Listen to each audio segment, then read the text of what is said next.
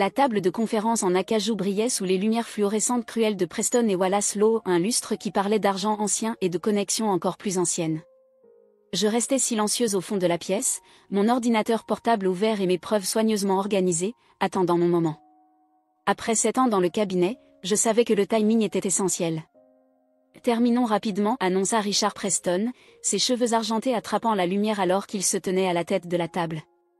Nous avons la fusion de Blackridge Industries à préparer, et je ne tolérerai aucune distraction. Je regardais mes collègues, 14 des meilleurs avocats du cabinet, manipuler leurs papiers et redresser leurs costumes de créateurs. 7 ans à observer, apprendre et collecter des preuves m'avaient appris à les lire comme des dossiers de cas. Sarah Mitchell, blonde et tranchante comme un rasoir, visait déjà la position de partenaire junior. Marcus Chen, brillant mais impitoyable, qui m'avait volé 3 de mes affaires l'année précédente. Et bien sûr, James Wallace, l'homme qui avait essayé d'enterrer ma carrière plus de fois que je ne pouvais compter. Avant que nous continuions, dis-je, ma voix calme mais claire, j'ai des informations pertinentes concernant l'affaire Blackridge. La pièce se tut. Pas un silence respectueux d'attention, mais un silence lourd de mécontentement. J'y étais habituée. Emily Chin, l'associée asiatique-américaine discrète, n'avait jamais vraiment réussi à s'intégrer dans leur monde poli de clubs privés et d'admission par héritage. Wallace prit son temps, ne cherchant même pas à cacher son mépris. On en a déjà parlé. Votre recherche, bien que louable, n'est pas ce dont nous avons besoin maintenant. Il s'agit d'une fusion complexe d'une valeur de plus de 50 millions de dollars. Laissez cela à ceux qui ont l'expérience nécessaire pour la gérer. Je pouvais sentir les sourires moqueurs autour de la table. Ils m'avaient toujours sous-estimé, ne voyant que ce qu'ils voulaient voir, l'abeille travailleuse, l'acteur fiable en arrière-plan, celui qui ne causerait jamais de vagues.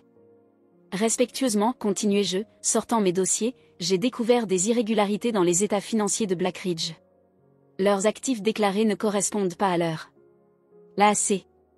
Le poing de Preston frappa la table, faisant trembler les verres d'eau. C'est exactement pour ça que tu es toujours associée après 7 ans, Emily.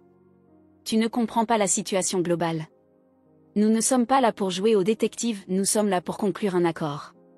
Je fermai lentement mon ordinateur portable, prudemment. Bien sûr. C'est ma faute. Le rire de Wallace était acerbe et dédaigneux. C'est pourquoi nous te laissons gérer l'examen des documents, Emily. Tu es bonne pour les petits détails, mais laisse-nous gérer les vrais cas. Maintenant, retourne dans ton bureau et concentre-toi sur les délais de classement que je t'ai donnés. En rassemblant mes affaires, Mitchell ne put s'empêcher de rajouter une petite pique. Et tu sais, Emily, tout le monde n'est pas fait pour le droit des affaires à enjeux élevés. Peut-être devrais-tu envisager de rejoindre un cabinet plus petit ou peut-être changer complètement de carrière. Je suis sortie de la salle de conférence sous leurs rires étouffés, mes talons résonnant contre les sols en marbre.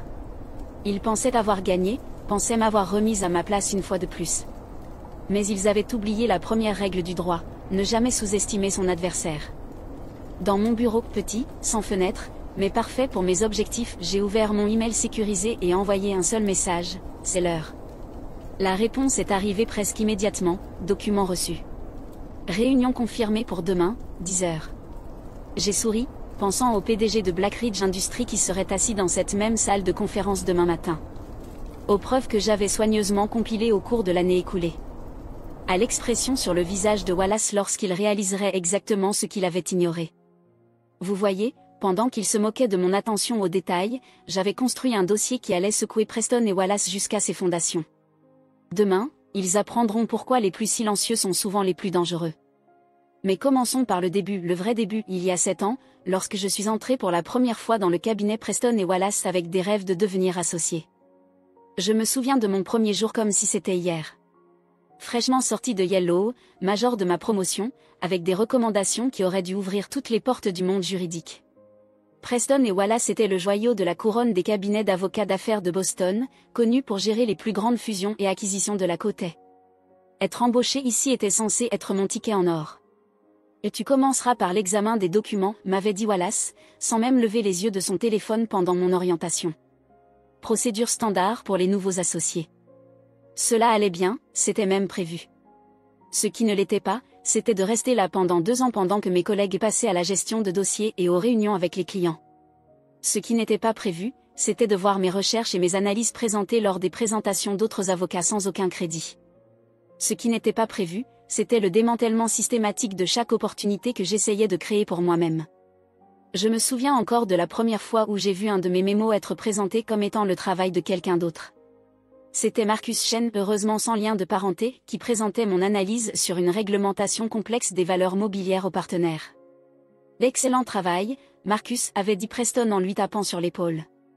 C'est exactement le genre de réflexion innovante dont nous avons besoin. Je suis restée à l'arrière de la salle, silencieuse, regardant Marcus se vautrer dans les éloges pour mon travail. Cette nuit-là, j'ai commencé à tenir des registres chaque mémo, chaque email, chaque morceau de recherche que je produisais. Date, sauvegarde, et soigneusement documenté. Mais le véritable tournant est survenu il y a 3 ans, lorsque je suis tombée sur quelque chose dans les dossiers de Blackridge Industries, une anomalie si petite que la plupart des gens l'auraient raté. Un motif de transaction qui ne collait pas tout à fait. La plupart des avocats auraient remonté l'information dans la hiérarchie, impatients de recevoir de la reconnaissance. Mais j'avais appris ma leçon d'ici là. Au lieu de cela, je suis allée plus loin. Les nuits, les week-ends, les vacances, j'ai construit mon dossier en secret, en utilisant exactement les compétences pour lesquelles ils se moquaient de moi. Mon attention aux détails. Ma persévérance. Ma capacité à voir des motifs dans des montagnes de données. Tu devrais te trouver une vie, Emily, m'avait dit Sarah Mitchell un samedi, me trouvant dans le bureau. Tout ce travail supplémentaire ne te fera pas gagner plus de respect. Elle avait raison sur un point, ce n'était plus une question de gagner leur respect. C'était une question de justice, servie froide et précisément. Les preuves que j'ai découvertes allaient bien au-delà de simples irrégularités financières. Elles ont révélé un schéma de fraude délibéré orchestré par certains des cadres les plus haut placés de Blackridge Industries. Plus important encore, elles ont impliqué plusieurs partenaires de Preston et Wallace qui avaient aidé à couvrir cela. J'ai présenté mes conclusions à Wallace une fois. Au début, il en avait ri. C'est pourquoi tu ne deviendras jamais associé, Emily, m'avait-il dit, en glissant mon rapport soigneusement préparé dans sa déchiqueteuse sans même le lire. Tu ne comprends pas comment fonctionne le jeu. Certaines pierres sont mieux laissées non retournées. Alors j'ai appris à jouer leur jeu, mais selon mes propres règles. J'ai tissé des liens en dehors du cabinet, soigneusement, discrètement un réseau de lanceurs d'alerte, d'enquêteurs financiers, surtout, une procureure principale à la SEC, Commission des valeurs mobilières, qui comprenait la valeur de la patience. Depuis 1 an, j'avais fourni des informations à la SEC, construisant une affaire en béton tandis que les associés de Preston et Wallace devenaient de plus en plus confiants dans leur stratagème. Ils pensaient que leur position était solide, leur pouvoir absolu. Ils ne se demandaient jamais pourquoi je restais malgré leurs moqueries constantes, ne remettaient jamais en question pourquoi je restais si assidu à traiter leurs documents inutiles. Le rejet de mes preuves hier était le dernier morceau dont j'avais besoin, une preuve que les associés avaient été explicitement avertis de la fraude et avaient choisi de l'ignorer. L'enregistrement de la salle de conférence serait un excellent ajout au dossier de la SEC. Maintenant, assise dans mon bureau après la réunion, je passais en revue mes préparatifs une dernière fois. Demain, le PDG de Blackridge Industries arriverait pour ce qu'il pensait être une discussion ordinaire sur la fusion. Au lieu de cela, il se retrouverait dans une révélation soigneusement chorégraphiée des crimes de son entreprise, avec des enquêteurs de la SEC prêts à intervenir. J'ouvris mon tiroir de bureau et en sortis une petite photo mon père, fièrement vêtu de sa robe de juge. Le droit ne concerne pas le pouvoir, il me disait toujours. Il s'agit de justice. Demain, Preston et Wallace et tous ceux qui ont tenté de m'enterrer apprendront la différence. Je jetai un coup d'œil à ma montre. 18 heures. Il était temps de rentrer chez moi et de me préparer pour la performance de demain. En traversant le hall luxueux du cabinet, je vis mon reflet dans les murs en marbre. Toujours la même Emily Chan discrète et modeste qu'ils avaient tous sous-estimée. Mais demain, ils me verraient différemment.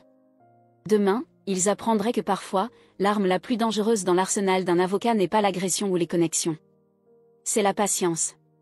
Et j'avais été très, très patiente. Le matin suivant, je suis arrivée chez Preston et Wallace à exactement 7h, 3 heures avant la réunion de Blackridge.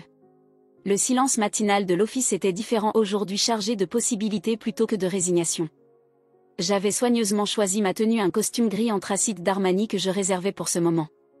Ce n'était pas mon habituel vêtement de travail modeste, mais quelque chose qui parlait leur langage. Dans ce monde, l'apparence est une armure.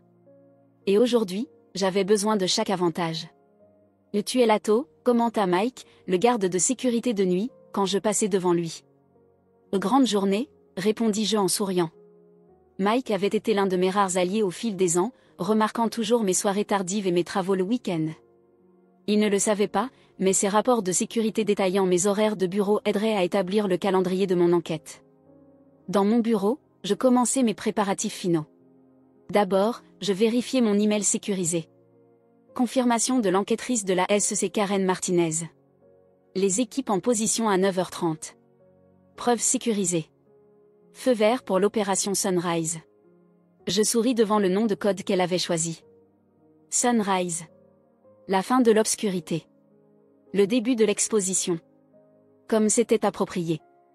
Ensuite, je passais en revue ma présentation une dernière fois. Pas la version aseptisée que j'avais montrée hier, mais la documentation complète de la fraude de Blackridge et de la complicité de Preston et Wallace. 7 ans de preuves, méticuleusement organisées en une narrative dévastatrice de corruption d'entreprise. À 8h30, le bureau commença à se remplir de l'agitation habituelle du matin. J'entendais les associés arriver, leurs voix confiantes, riant de réservations de dîner et de scores de golf. Ils n'avaient aucune idée que leur monde était sur le point de s'effondrer. Sarah Mitchell passa devant mon bureau à 9h15, son sourire dégoulinant de fausse sympathie. Et Emily ne vient pas à la réunion de Blackridge. Monsieur Preston veut la garder réservée aux associés. Bien sûr, répondis-je calmement. Je vais juste finir ces délais de classement. Elle partit, satisfaite d'avoir encore une fois mis à ma place. J'attendis que ses talons cliquetants s'éloignent avant d'envoyer un message à Karen. Ils ont mordu à l'hameçon. Tout est prêt. À 9h45, je rassemblai mes documents et me dirigeai vers la petite salle de conférence adjacente à la grande salle de réunion. À travers le mur de verre, je pouvais voir les associés s'assembler, arranger leurs papiers, ajuster leur pose de pouvoir. James Wallace était assis à la tête de la table, probablement en train de répéter comment il allait conclure la plus grande fusion de sa carrière. À 9h55, mon téléphone vibra. Un texto du poste de sécurité du hall. Le PDG de Blackridge et les équipes de la SEC sont arrivés. C'est l'heure. Je regardais à travers le verre alors que Charles Blackridge II entrait dans la salle de réunion, accompagné de son directeur financier et de son équipe juridique. Juste derrière eux, Karen Martinez et 4 autres enquêteurs de la SEC, leur badge brillant. Que signifie ceci, exigea Preston, se levant à moitié de sa chaise.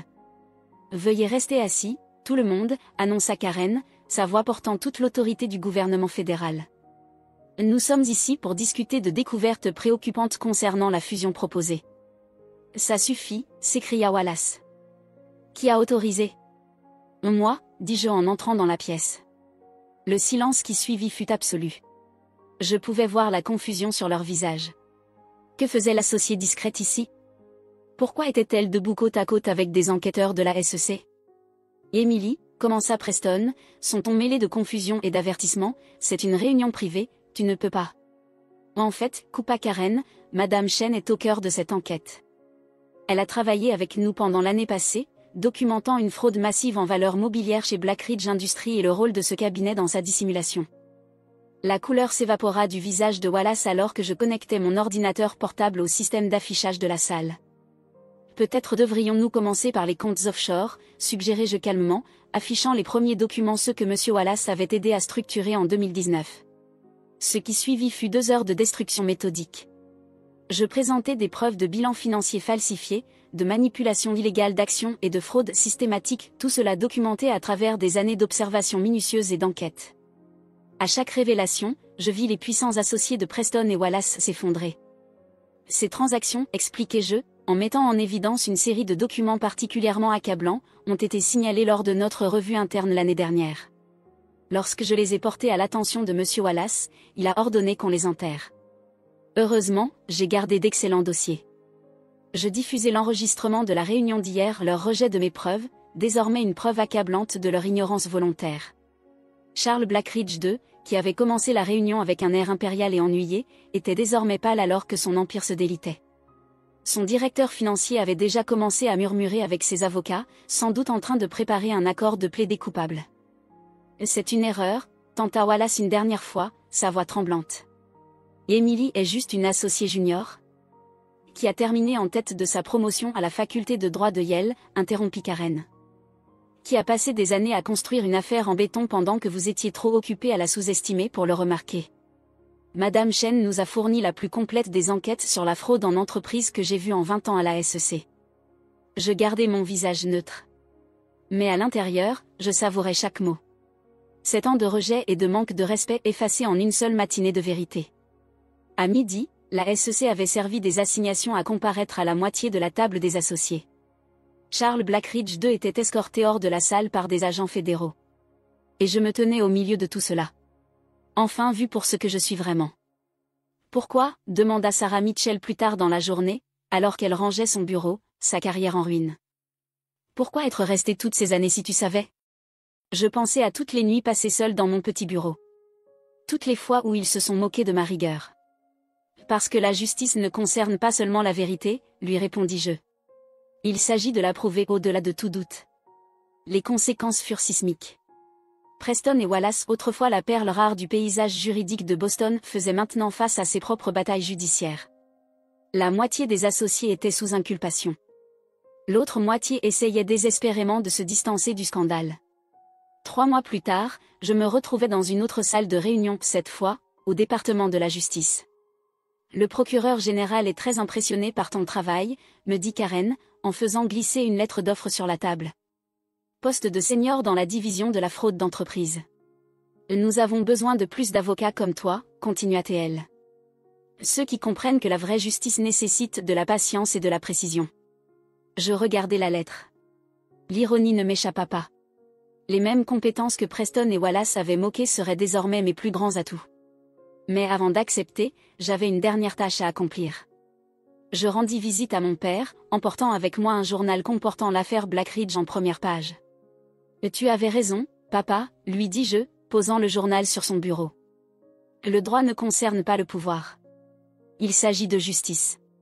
Il sourit, la fierté dans les yeux. Et parfois, ajouta-t-il, la justice vient des endroits les plus inattendus. 5 ans plus tard, en regardant par la fenêtre de mon bureau au département de la justice, je ne peux m'empêcher de sourire en repensant à tout ce qui s'est passé. Preston et Wallace ne se sont jamais remis du scandale. James Wallace a été radié du barreau. Richard Preston a pris sa retraite dans la disgrâce.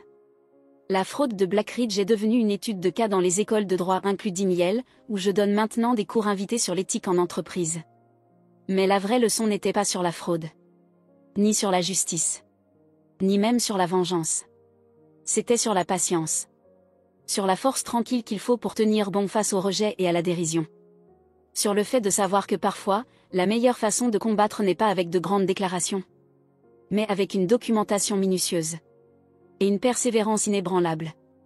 Sarah Mitchell gère maintenant une petite pratique, se concentrant sur le travail pro bono, une transformation totale par rapport à son ancienne version. Elle m'a envoyé une lettre l'année dernière, s'excusant pour son comportement passé et me remerciant pour le coup de fouet qu'elle a reçu. Tu m'as appris que la véritable excellence juridique ne concerne pas le pouvoir ou le prestige, écrivait-elle. Il s'agit de défendre ce qui est juste, peu importe le temps que ça prend. Quant à moi, je garde toujours cette photo de mon père en robe de juge sur mon bureau. Mais maintenant, à côté d'elle se trouve une citation encadrée que je vois chaque matin. La justice n'est pas un sprint, mais un marathon. Cela me rappelle que parfois, les guerriers les plus discrets sont les plus efficaces. Et que la véritable victoire ne consiste pas à prouver que les autres ont tort. Mais à se prouver à soi-même qu'on a raison. Les jeunes avocats qui travaillent avec moi maintenant me demandent souvent comment j'ai réussi à rester concentré pendant ces 7 années chez Preston et Wallace. Ma réponse est toujours la même. Le succès ne consiste pas à être la voix la plus bruyante dans la pièce. Il s'agit d'être le plus préparé. Et parfois, la préparation consiste à attendre le moment exact pour dévoiler votre main. En regardant la silhouette de Washington par la fenêtre de mon bureau, je pense à tous les autres guerriers silencieux là-bas. Recueillant leurs preuves. Construisant leurs affaires. Attendant leur moment. À eux, je veux dire. Continuez à regarder. Continuez à documenter. Continuez à croire. Parce que parfois, la déclaration la plus puissante que vous pouvez faire, c'est de prouver à tout le monde qu'ils ont tort. Pas avec des mots. Mais avec une vérité indéniable. Et à la fin, la vérité a un moyen de parler d'elle-même. Il suffit de patienter assez longtemps pour la laisser.